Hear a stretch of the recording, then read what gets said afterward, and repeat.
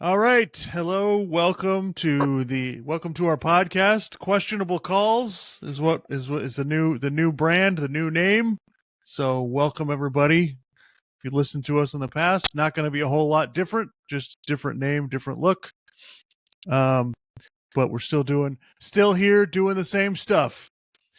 So Clark, this is let's see, it's Sunday, a little bit after 5:30 Eastern time, and kind of the story of the week and the story of the weekend is kind of Jim Harbaugh being suspended at the last minute, not being allowed to be on the sidelines for the game, which I've stated I'm not sure if that really matters at all, but regardless, Harbaugh was not allowed to be on the sideline. Michigan was able to get the win against Penn State. And you would think that Jim Harbaugh died the other day because the way Michigan is acting, they are acting like they are victims in this horrible situation, and they've been forced to, deal with this, and they're being taken advantage of, and Jim Harbaugh has suddenly become a martyr. Even though I hate to break it to everybody, he is still alive. Just in case everybody was worried. So, Yeah. there's nothing better than the assistant coach crying after the game. And by the way, if nobody saw this, you need to look this up. Sharon Moore, the assistant coach of Michigan, who was acting as a head coach in that game, basically goes on this diatribe after the game about, first of all, he wants to thank God. And then it's F-bomb after F-bomb after F-bomb. And then he just basically said, I love this university. I love everybody, and talked to the players because the guy was crying and couldn't manage to make it through a sentence. And it's one of those times where, I'm watching it laughing out loud, and I felt really bad for the sideline reporter. I actually did. Because I'm like, what the hell did she just walk into? She just asked how it feels to win the game, So yeah, I'll let you have at it. Look, again, go watch the video because it's really funny. But he basically gets on there, he's trying to hold back tears, and he's like, "I'd just like to thank God, and Harbaugh. I fucking love you, man. I fucking love the shit out of you. We got the best fans. We got the best alumni. Like these fucking players right here. It's one thing if someone slips up and they drop one curse word, but he's just letting it fly. And then the most hilarious thing was the first thing out of his mouth was, "I'd like to thank Jesus," and then just proceeds to drop F-bombs. Yeah, he was out of control, and I thought it was, I'm sure some people are going to be turned off by that, but honestly, listen, I don't want to turn this into a Michigan, what are you doing? Nobody died. What's wrong with you guys? I don't think that, I don't think Michigan should be blasted for feeling that it's us against the world and whatever. It's a classic sports thing that happens. Teams decide nobody believed in us. Meanwhile, they were favored to win the game, and pretty much everybody believed in them. And let me just to add on to that. Yeah, that was the point I was on when I was thinking about this. That's what I was thinking. I think this goes to show that in sports, some teams are really kind of tightly knit, and when one person gets in trouble, then they sort of take it as an attack on all of them. Like they all rally around the guy and think, "Oh, we're all under attack." And like you said, it's kind of over the top, and it's a little ridiculous. I get it. Teams have been rallying around it. It's us against the world thing forever. But I don't know. I guess I don't really get it where it's like, oh, they attacked this one guy, so that's an attack on all of us. It's like, well, no, but that's how it goes in professional sports, I guess. Yeah, and just to be clear, Michigan is not the victim here. Okay, there was something going on. How much of it, and how much real evidence do we have? We can talk about all of that, but before we talk about the game, let's just talk about the Harbaugh suspension. The way the Big Ten handled this was really stupid. and the Big Ten should be criticized for it. This is asinine for them to suspend the guy the day before the game when they don't really have, they don't have all the facts, number one. And they certainly don't have, and, from what a lot of the things that I've read that they sent to Michigan, that, they have it, overwhelming idea that something happened, but they don't exactly know. And so it seems to me like this is a bit of a dog and pony show. They're kind of doing this. I think what's probably going to happen is that, when this goes to court, when they have the hearing at the end of the week, they're probably going to get a temporary restraining order, and then the Big Ten commissioner can go, see, I punished him, but what am I supposed to do about the courts? So the whole thing seems like a complete Mickey Mouse operation. Like you've got to at least give it time to, allow the process to go through and figure out exactly what went on and what didn't go on. And the NCAA, here's the thing, this is not an NCAA issue. The NCAA has not helped the Big Ten. They're not providing evidence for this. The NCAA is doing their own investigation. This is the Big Ten going rogue and deciding to just suspend Harbaugh just because.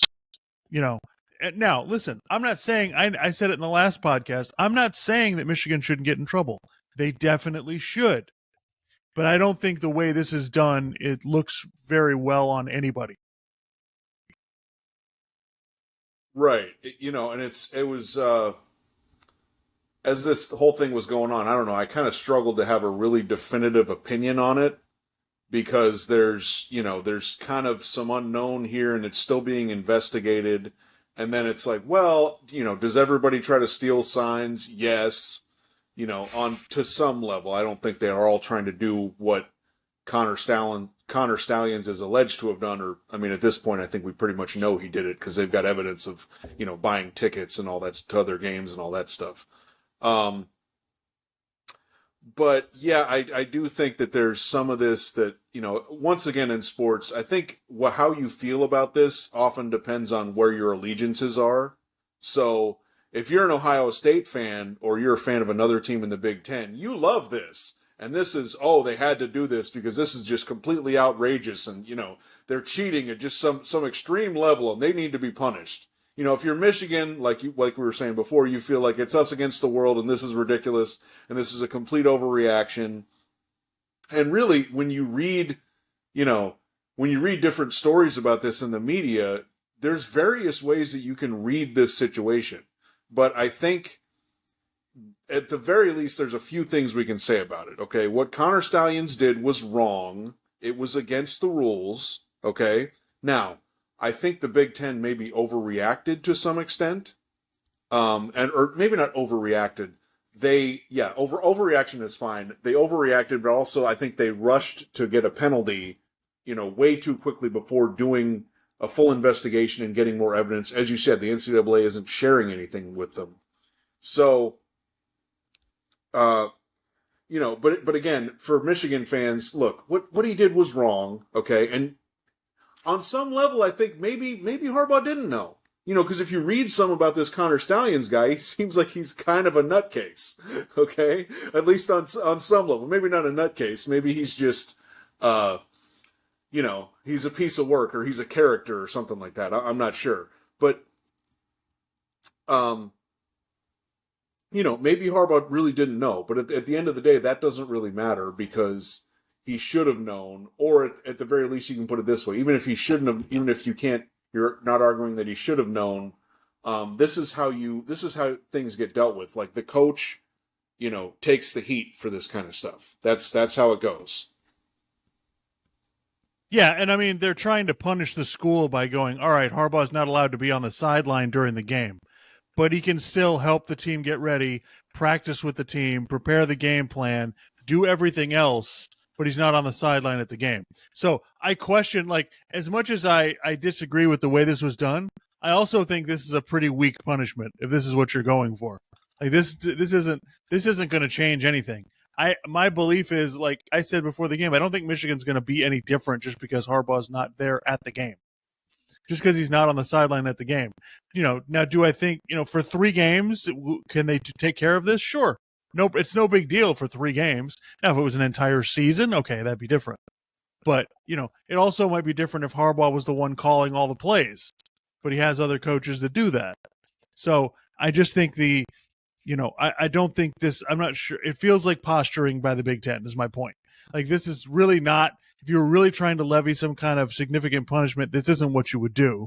It looks to me like this is what you would do if you're trying to, make a scene or create attention for yourself. So I just think, yeah. So we'll see how it goes, but I don't think the punishment is really that big a deal, even though Michigan would tell you this is the worst thing that's ever happened. I don't think it's that big a deal. And like I said earlier, Michigan is not the victim here. Like, you guys clearly did something wrong. Like, so you can be upset about what the punishment is, but you can't be upset that you're getting punished. All right, we had a little bit of some technical difficulties there, but I think we worked it out now. Yeah. This is the last time we let Clark's dog run the laptop. This is the Questionable Calls podcast featuring Jeremy, Clark, and two dogs who are trying to cause technical difficulties. So, yeah, fun stuff. All right. So, anything else you have to say about the Jim Harbaugh suspension? Well, actually, go ahead. Question. I mean, do you think this is it for Harbaugh? Do you think he leaves Michigan now after the season because of all this nonsense?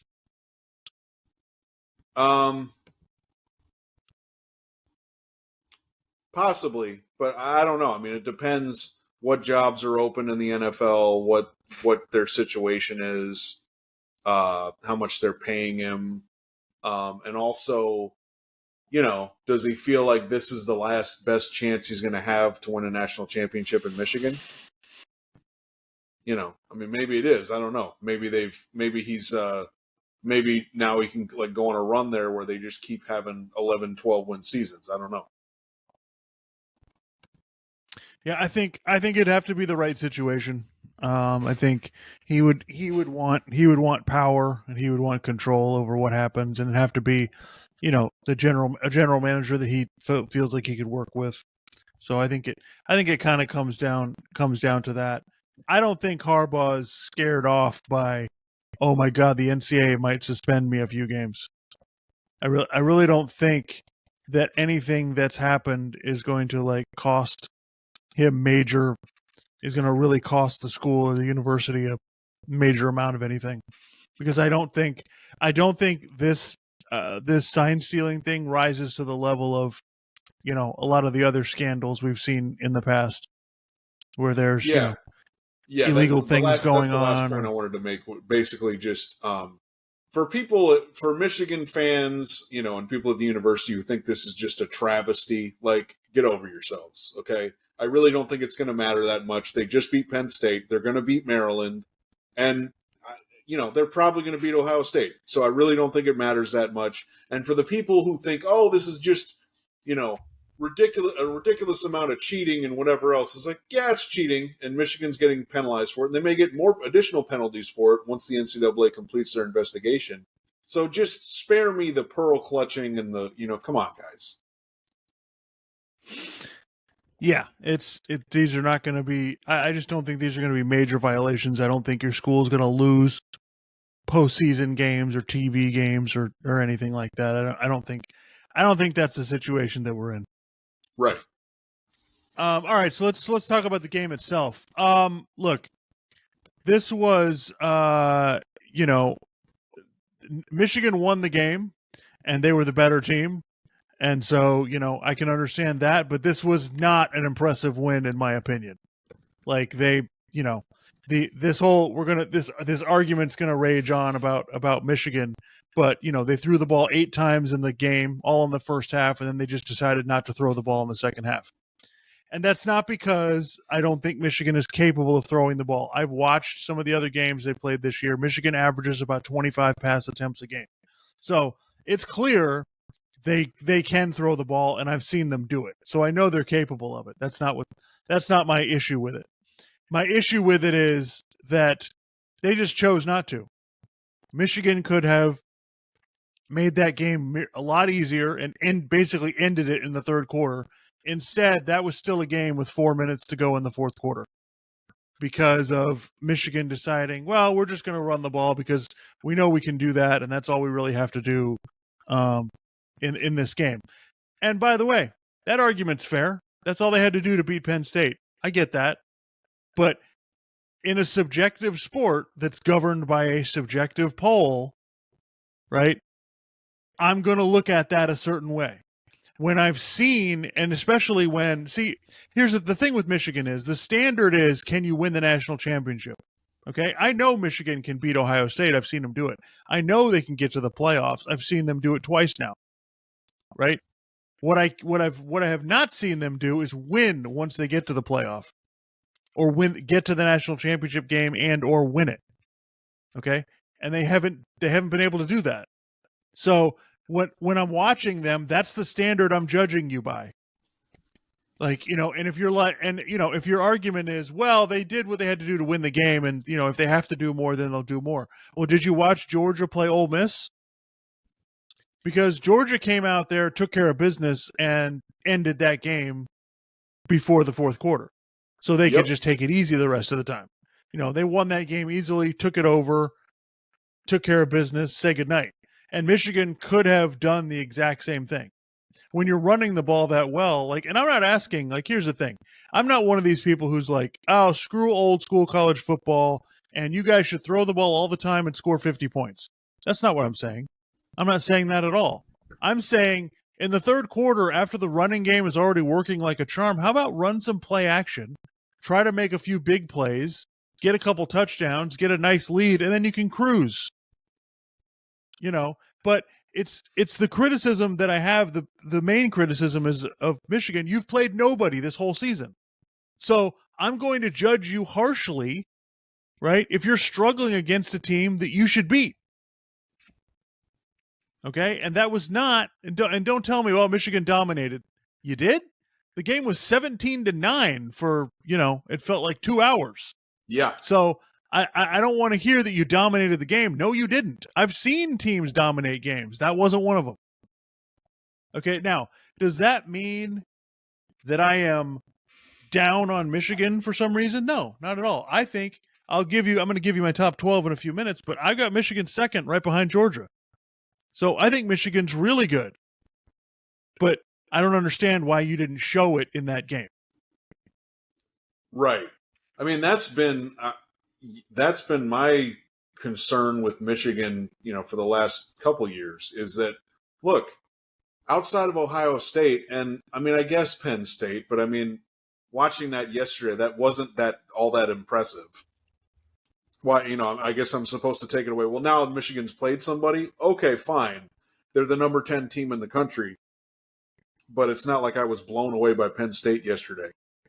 But yeah, I mean, you go through outside of Ohio State and maybe Penn State, the rest of the Big Ten's terrible. Okay, and Michigan steamrolls over everybody and everybody else in the Big Ten. Matter of fact, they've kind of been steamrolling over Ohio State the last couple of years. But outside of that, when they get to the playoff, lest we forget, last year against TCU, they lost 51-45. Okay?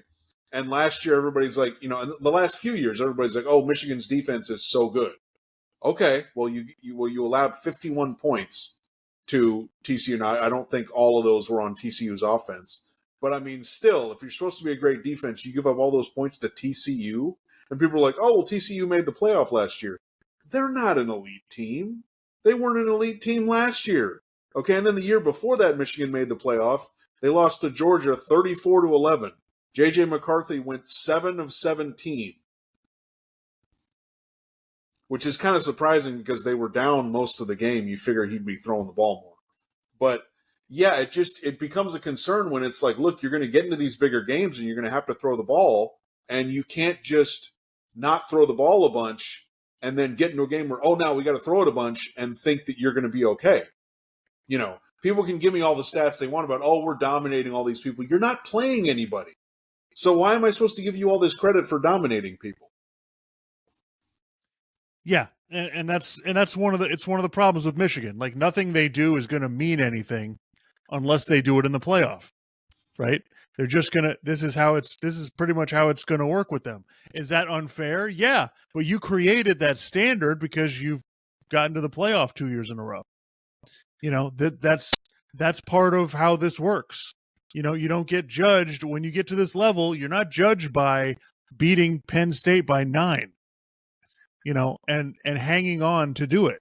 Like, so I just think yeah, I agree with what you said, but I will say, like I said, I will say this about Michigan: they've shown they can throw the ball and they can do what they need to do in a lot of these games. I've watched most of the highlights of all the games they played, and they can do it.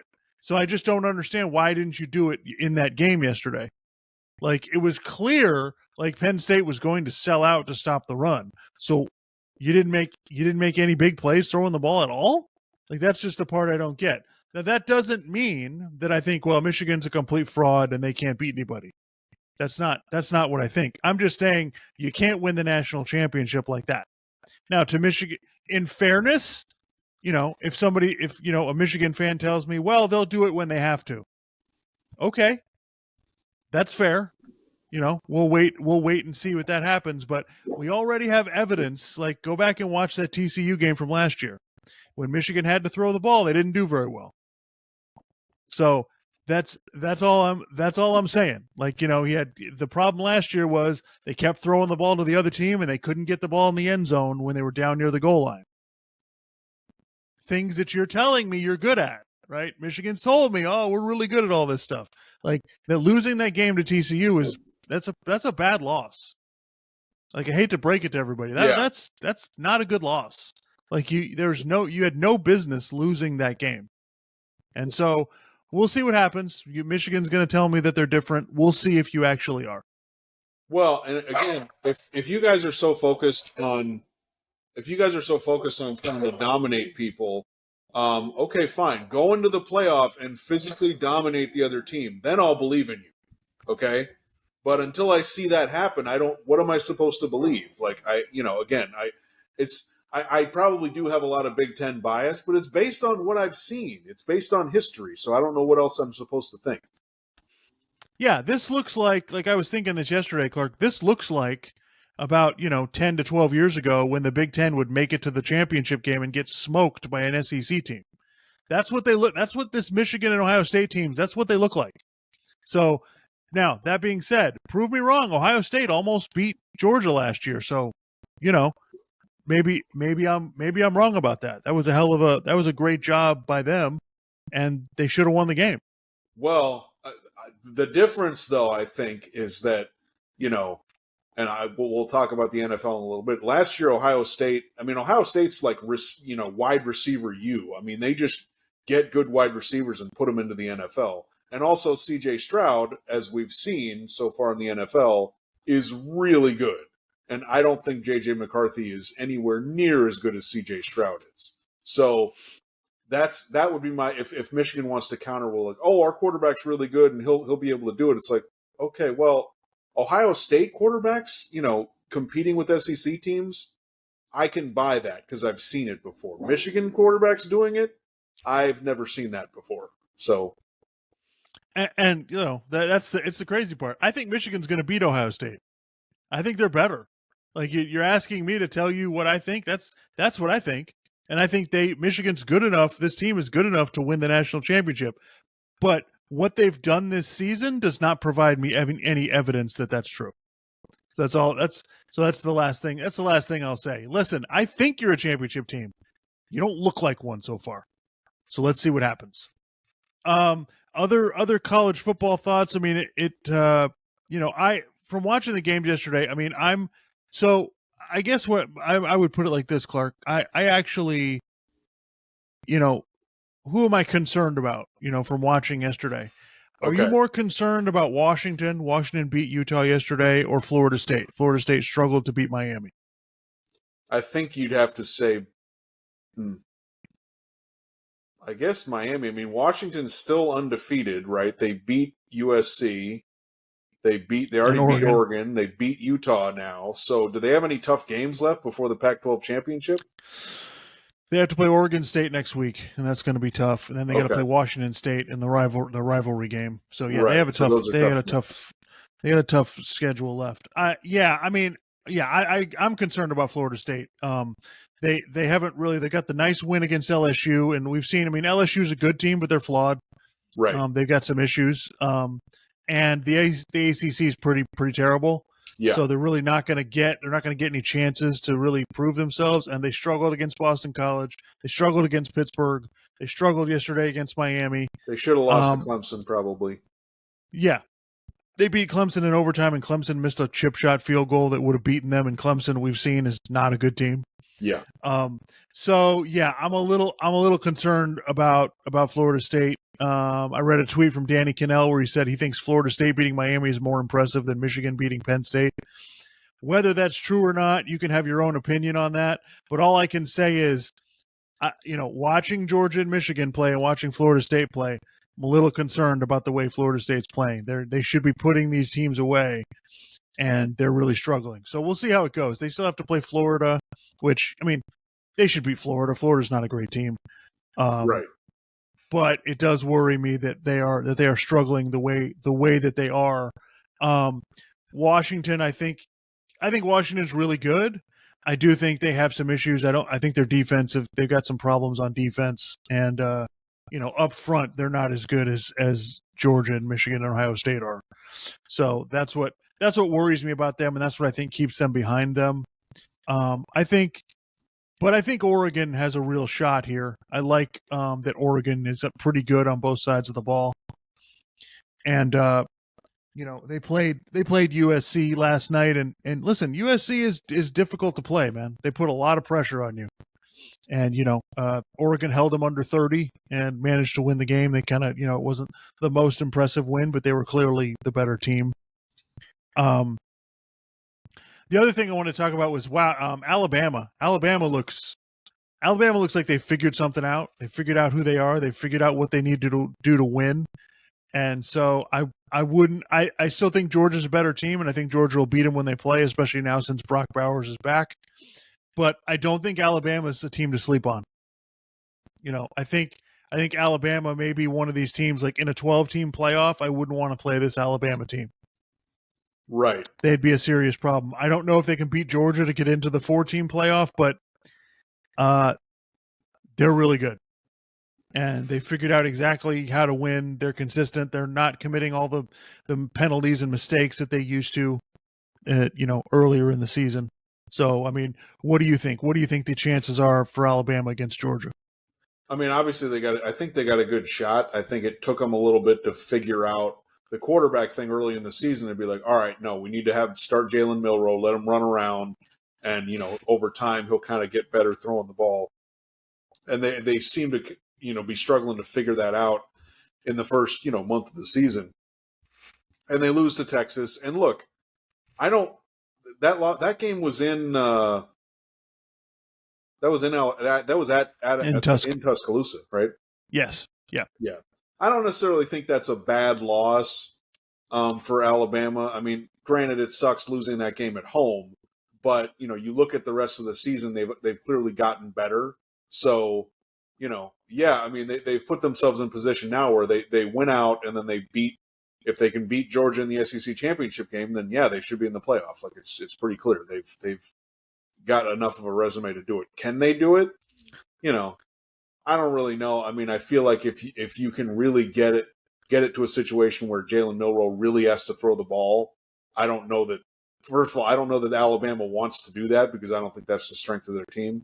So I think that may be what ends up happening against Georgia. But Georgia, it's not like they've been like. I mean, granted, they put teams away. I mean, how do you what do you think of Georgia? I think Georgia's really good. They've kind of, it's taken them. They've had to get better as the season has gone on. Now the quarterback looks like he's legit. To be honest, Clark, he looks like a better version of Stetson Bennett. Is what he looks like. He's making all the plays that are there. It looks like he's pretty confident with what they're doing on offense. He gets the ball out to the right guys. He can run with the ball. We saw that last night. Georgia's really good up front. But they're not unbeatable. This is not a level of team like they have been the past 2 years. You can run the ball on them. Missouri ran the ball really well. Ole Miss ran the ball pretty well. Ole Miss's defense just couldn't hold up to Georgia at all. So it's possible. Like if you come in and you're good on both sides of the ball, a team like Oregon, a team like Michigan, a team like Alabama could beat them. A team like Texas is capable of beating them. But Georgia's going to be really tough. Right. Yeah, I think I agree. So, all right. So let me give you my top 12. So I got Georgia number 1. I think the committee after this week, after beating Ole Miss and Missouri in the consecutive weeks, that's 2 top 15 teams. We'll put them at number 1 finally. Right. Because now their wins have gotten better than Ohio State's wins are, especially with Penn State losing. I've got Michigan number 2. Somebody's got to show me that they're going to beat them. Yeah, I mean, because the other teams, they're like Oregon's good, but they do have that loss. Washington, maybe I could, maybe they could beat these teams. But I don't. The Pac-12, it's tough because they're playing each other, and then maybe that gives you a warped sense of how good they might be if they were playing a team. If they're playing Michigan or Ohio State or Georgia or Alabama. So that's kind of tough.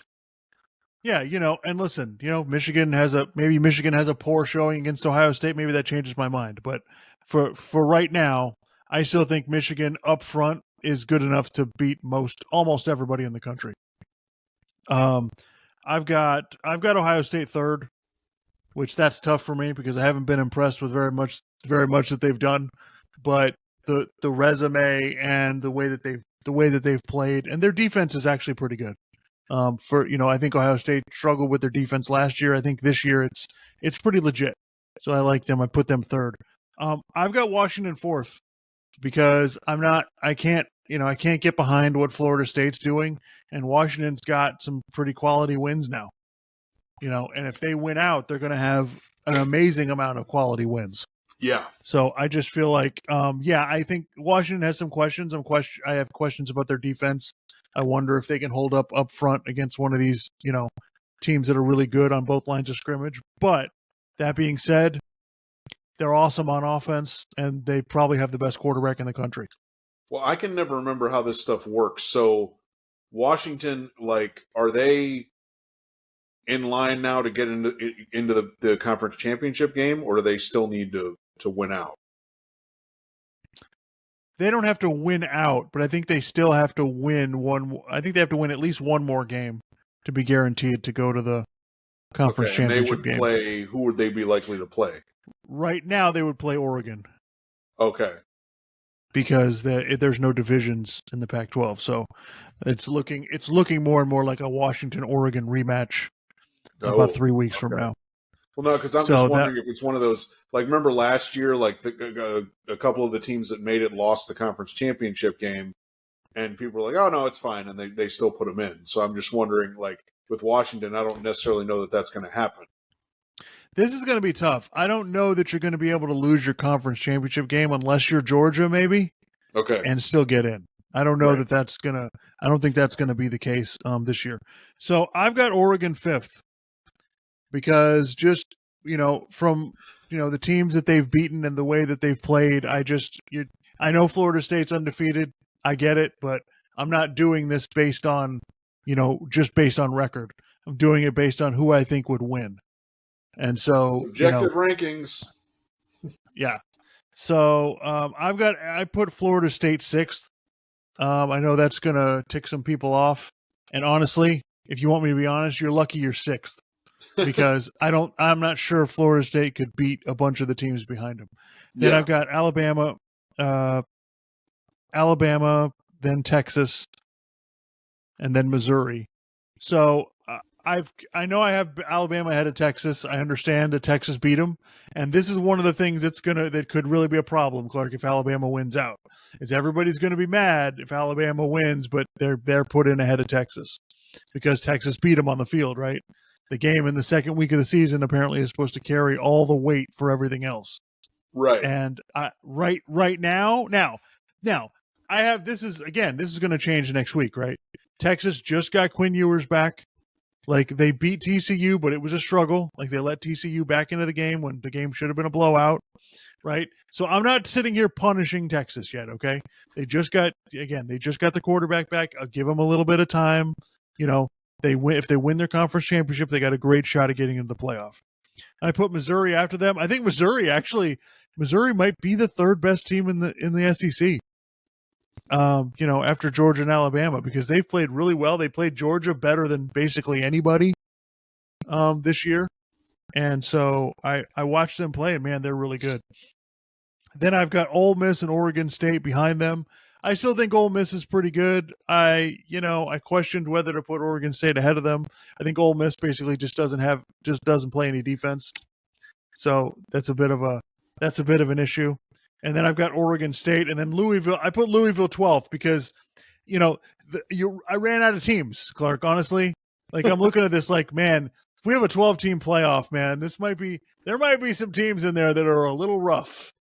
Like we might get in the first round games, we may be looking at some blowouts. But anyway, so yeah, we'll see what happens next week, and I'm looking forward to see what the committee does. They've been keeping Ohio State at number 1, but I think Georgia's resume has now probably surpassed them. And I wonder whether they'll keep Florida State where they are.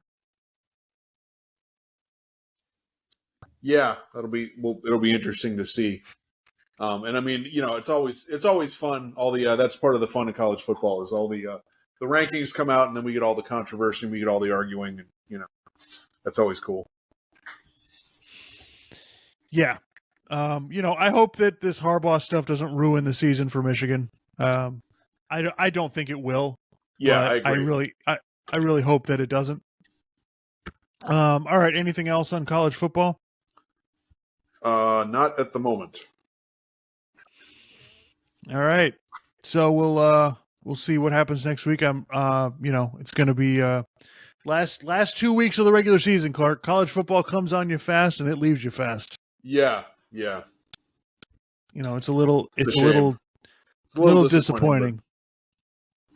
Yeah, you get to Thanksgiving and it's basically over. All right, so let's talk about the NFL, Clark. What's your favorite NFL topic right now? Well, actually, here these will probably spark some discussion. I got a bunch of random NFL thoughts. So I'm watching the Browns today.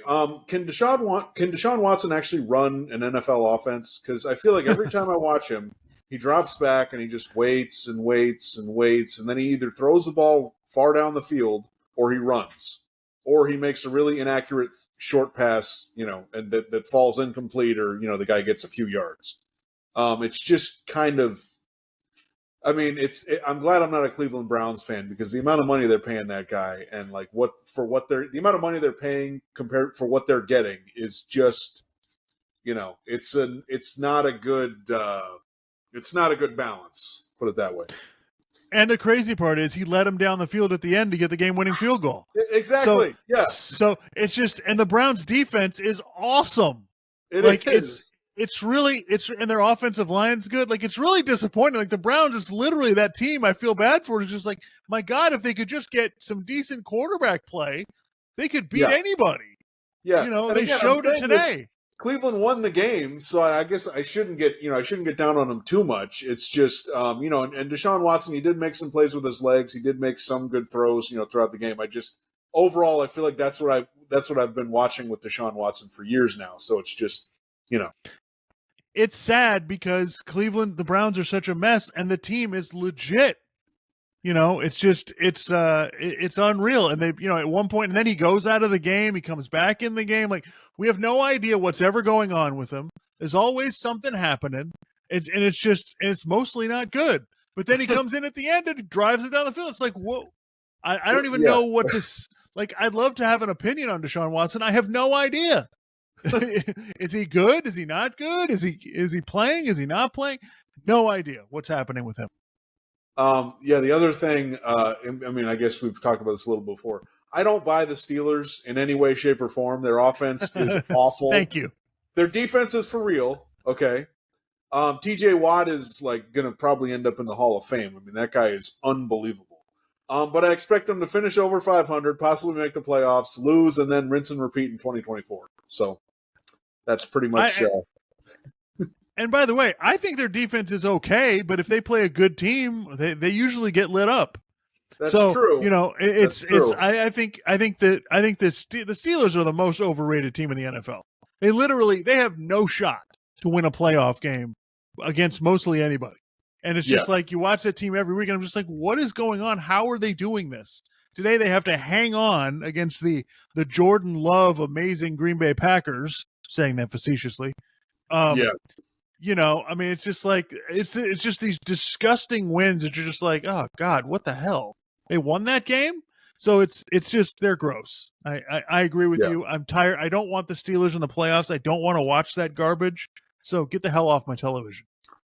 The other thing I just wanted to say to Dallas Cowboys fans, all right, I want you to calm down, okay? Over the next 2 weeks, you're going to win these next 2 games really easily, okay? It doesn't change anything, all right? You still got destroyed by San Francisco, and you were awful late against the Eagles. You had a bunch of penalties, and you lost a game that you probably should have won, okay? So just calm down, relax. We're in the remember how the cycle goes, Cowboys fans, okay? Hype leading up to the season, right? You start off the season kind of well. You get a little too excited. You think we're going to win the Super Bowl. You think this is our year. Then you play some real teams. You get beat. You're kind of depressed. Then you get to an easy part of your schedule. You win some easy games. You get a little too amped up.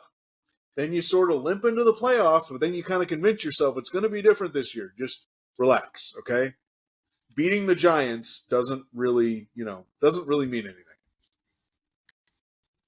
Yeah, I think it's the same thing with the Cowboys every year. I mean, they're beating the crap out of the Giants right now, and which is to be expected. The Giants are on their third quarterback, so of course, they're beating the snot out of them. And them losing, like it's funny. Like the Cowboys are the perfect team, Clark, because you can make out of it anything you want. You can make people see whatever they want, and they can just justify whatever opinion they have. If they're telling me the Cowboys are great and they lost that Philly game on a couple of unfortunate plays, you can use that argument all you want. In my opinion, the truth is Philadelphia tried to give you the game and you still couldn't win it. Okay? The Eagles allowed you to go down the field with their stupid penalties.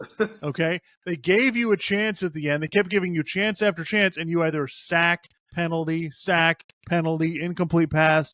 You basically, it's like, oh yeah, we're close. No, you're in the same place you always are. Okay, which is not going to get it done when it comes down to it, because you lose the same way all the time because you're not buttoned up. You don't have your act together. You make way too many mistakes, especially in the critical times. And the thing is, the Eagles tried to outdo you. They tried to make some critical mistakes, and you just blew right past them. You're like, hang on. Oh, you guys want to make mistakes? Hold my beer. Right. We'll take care of this. And that's exactly what you did. And Dak played a great game. Yeah, Dak plays some really good games sometimes. It's like in that episode of Seinfeld when George's girlfriend is breaking up with him, and she goes, "It's not you, it's me." It's like, no, it's not you, it's me. I invented it's not you, it's me. Trust me, it's me. Okay. You're goddamn right, it's me. But one of the things that I've noticed that I haven't talked about yet is I think Kevin O'Connell, the coach of the Vikings, Clark, this guy is legit. I think this guy is a serious coach now. Okay, they made the playoffs with Kirk Cousins last year, right? Yep. Kirk Cousins get hurt, they're struggling. Josh Dobbs comes in last week on Tuesday. They win the game somehow, okay, and then they win again this week against New Orleans. So I think Kevin O'Connell is a stud head coach. They don't have Justin Jefferson. Like, they're doing this with, they bring in, I think the Kevin O'Connell's going to be a really good head coach. Brian Flores is an awesome defensive coordinator. Yep. He's made their defense serviceable, which their defense was terrible last year. So for them to turn that around like that and be competitive, and everybody's like, oh, like 3 or 4 weeks ago, oh, the Vikings should tank, it's done, whatever. They're 6-4, man. And they're probably gonna make the playoffs. And the Lions need to be careful because they have to play the Vikings twice the second half of the season. So this is not over. So Kevin O'Connell, to me, thumbs up.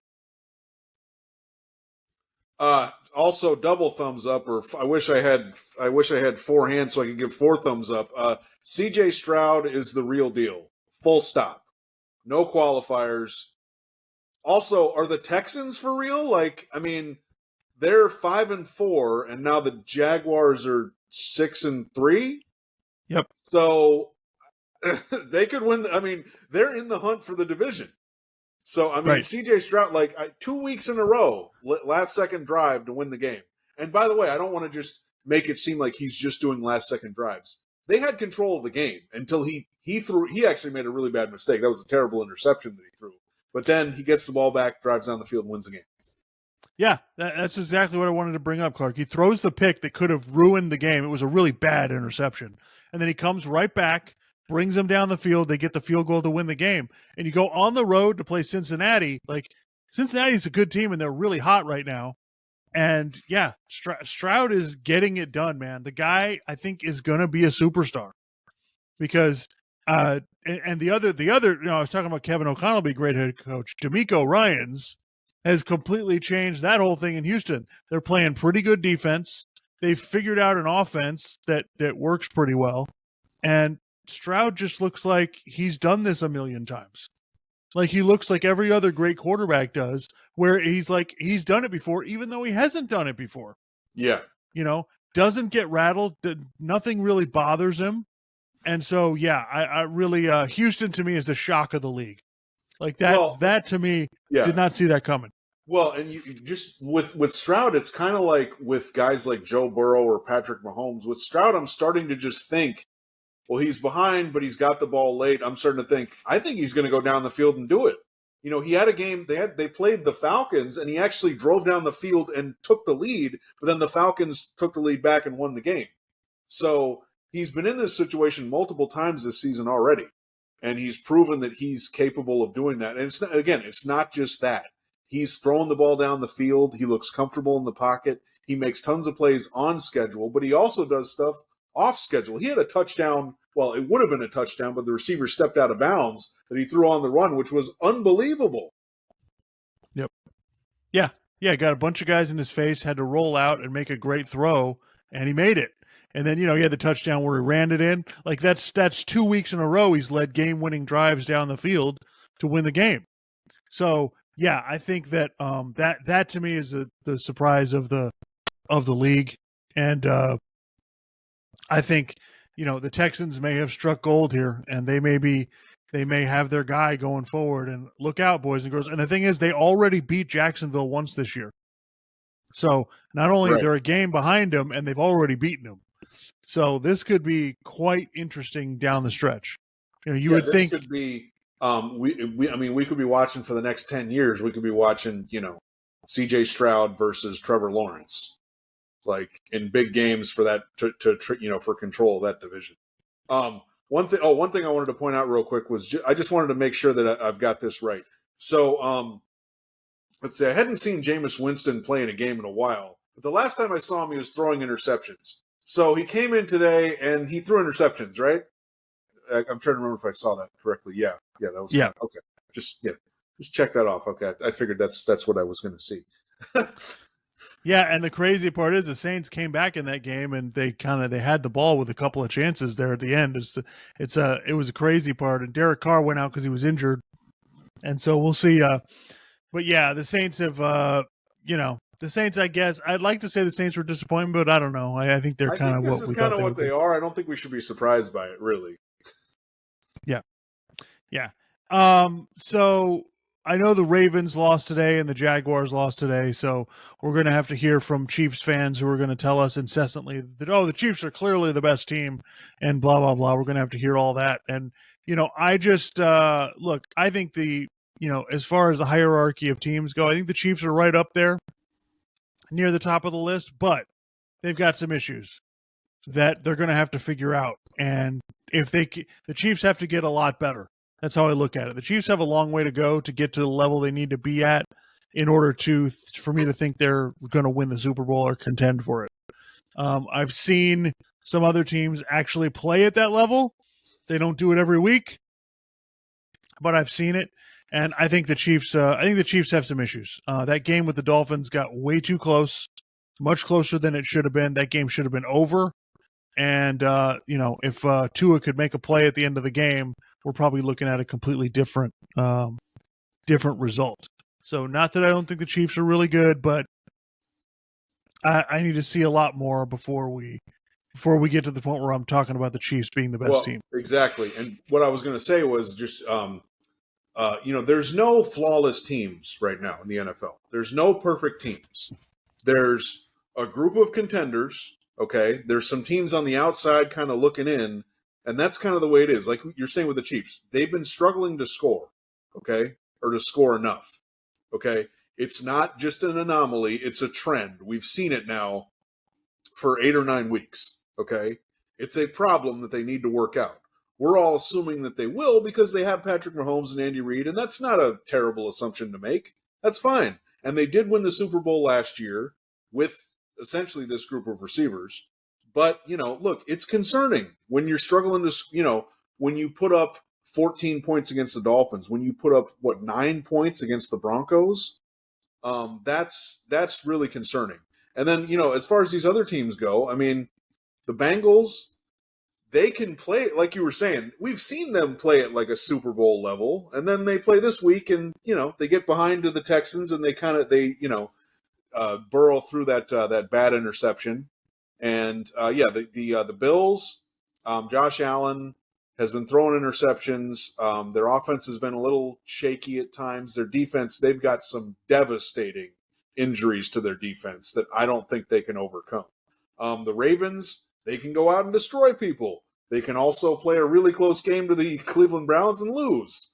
So Lamar Jackson is also really talented, but we've seen him in the playoffs, and he hasn't really played well in the playoffs. Maybe he will. Maybe that'll change. I don't know. The 49ers, they can play really well. They can also, if they get behind, it doesn't look that good. Yeah, I agree. All right. Anything else on the NFL? I don't think so. Did you have any other? We won't. I mean, the Dolphins aren't playing this week, so we'll get into that later. They've got some easier games coming up on the schedule, so hopefully they can win those. I did have a thought today. I was like, yeah, if you're not a real contender, you need to win a lot of games in September and October. Because in November and December, the real teams are probably going to win more of the games. So, yeah. After Thanksgiving is completely different than before Thanksgiving, and the Dolphins have a game against the Jets on Black Friday that I'm a little concerned about because the Jets, they should be able to beat the Jets, but it's a game that's easy to screw up. Yeah. All right. So the NBA has launched an in-season tournament, which the first disturbing part about this is that they're actually calling it the NBA in-season tournament. Like we haven't come up with a name for the tournament yet. Like the NBA Cup is the best we can do. Like it's that seems awfully forced. But my overall thoughts are this: I think it's good the NBA is trying something. I didn't like when it first came out they were going to do this and everybody was basically shitting on it. Oh, what is this? What does that mean? Why am I going to be interested in this? Who cares about this? Blah, blah, blah. It's like, okay, they got to try something. Like you gotta leave room for creativity and try something and see what happens. Like I just don't think, they've got to do something to make the regular season more interesting, right? They're trying to get the players to play more games, right, this year. They put in some stipulations to try to get that to happen, okay? And we're trying this tournament thing. And I think, is it going to be the greatest idea ever? I don't know. But I think it's a good idea, and I think it's absolutely worth a shot. And I think if we give something a little bit of time to work, it'll be fine. Now, do they need to rename it? They need to find a name for it? Yes. Because we can't just, we can't just call it the NBA Cup and be done with it. Like we've got to do something a little more imaginative than that. But the fact that there's some early season games that are actually going to mean something is great. Yeah. Yeah, it's. I mean, I think as we get closer to the end of the tournament, I think it'll be more exciting. Just because I feel like they should have just had the tournament like just running instead of like, well, we got tournament games this weekend, and then the rest of this week it's just regular. It's like, okay, well then I feel like you forget. The next time they have tournament games, and I feel like you forget what happened before because the other games are not tournament games. So I don't. Maybe that's something they need to kind of work out if they do this again next year, but we'll see. Yeah, or have it on the same day every week, like every Friday or Right. tournament games or Yeah. something like that. Yeah, I think that's I think that's a good point. I also think they've got to play around with it and figure out what incentives are best to work with it. I also think if we're going to do one, I think we should do one early in the season. I think we should do one after the All Star break. I think they Right. should, make this and and change up the maybe change. I don't want to say change the format, but change who the teams are playing. Change, you know, how the seating works or whatever. I think they should try a few different things to see what happens. And look, man, we're starting at the bottom. Generating any added interest in the regular season is great. It's great for everybody. And I also think like this, they're going to do the semifinals and finals in Vegas.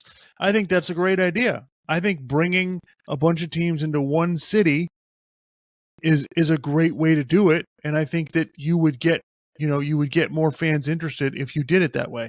So I think it's a great idea, and we'll see. So we'll see what happens. But could we just everybody needs to stop shitting on it, let it play out. Let's see what happens. Is it can we can still fix it if it's things aren't working right or whatever. Right.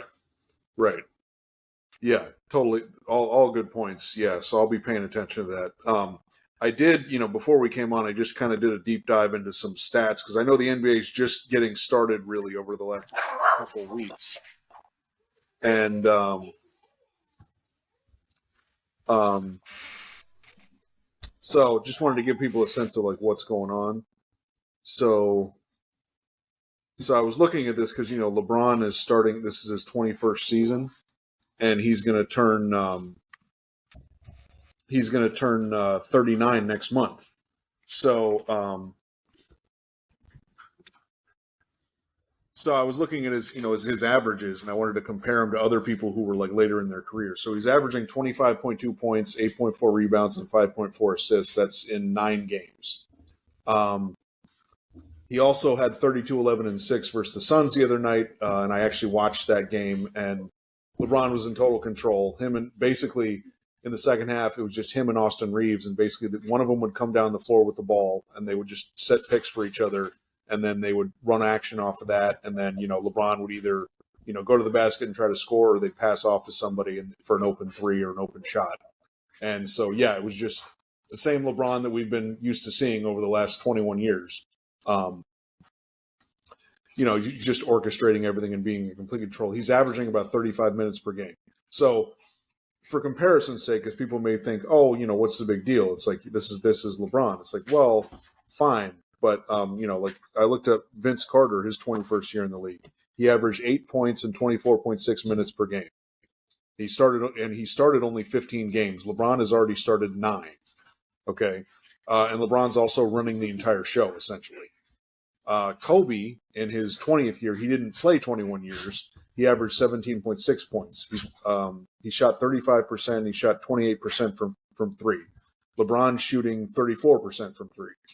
So I just thought that was pretty interesting for comparison's sake for people who were like wondering how amazing it is that LeBron's playing in year 21. But it's not just that he's playing at like an elite level that very few other guys in the league are playing at this very moment. Let's see. Oh, the other thing I wanted to point out, there were a couple other things, but just Phoenix. So Kevin Durant, Devin Booker, and Bradley Beal have yet to play together this season. I know we're only 9 games in, but I don't want to just say I told you so. But yeah, we were concerned about their health coming into the year. So we've seen Durant play with Booker, and then Booker's been out, and we've seen Durant play with Bradley Beal, but Bradley Beal's got back problems, so That doesn't sound good. So we'll see how that goes. What was the other thing I was going to point out? Milwaukee Bucks, they're one of the 6 worst teams in total defense. They're giving up 119 points per game. I know we're only 9 games in, but that was a concern when they gave up Drew Holiday, that they would lose something on the defensive end, and clearly they have. So we'll see. And obviously, Damian Lillard is not a great defender. So anyway, we'll see how that shakes out through the rest of the season. But the early returns are not very good. And then the last thing I wanted to point out was, we're Miami Heat fans, so Bam Adebayo is really kicking ass so far. He's shooting 53% from the floor. He's scoring 23 points per game. The last 2 games against the Hawks, he went 26 and 17, and then against the Grizzlies, he went 30 and 11. So he's having a good start to the year, and I think Jimmy Butler's been out a little bit here and there. So, and also Tyler Hero's out. So I'm not really surprised by that, but I think at this rate, Bam Adebayo is probably going to make the All-Star team again. So. Yeah, no, good stuff. Good stuff. Yeah, I think it's early, but I think seems like it's going to be a really fun NBA season, and we'll see how it goes. I like that. I really like that Philadelphia doesn't have James Harden, and I think that's probably going to help them, especially in the long run. And I'm surprised that the Lakers aren't playing a little bit better, but I think it may just be taking them some time to figure out, and they're not as bad as they were last year. So, yeah. So that's a plus. All right. Anything else before we get out of here? No, I think we're good. All righty. All right, folks. Make sure to like and subscribe. Well, the ending card of the video should have links to our social media stuff and also the YouTube page. So for future podcasts. All righty, boys and girls. Have a great one out there.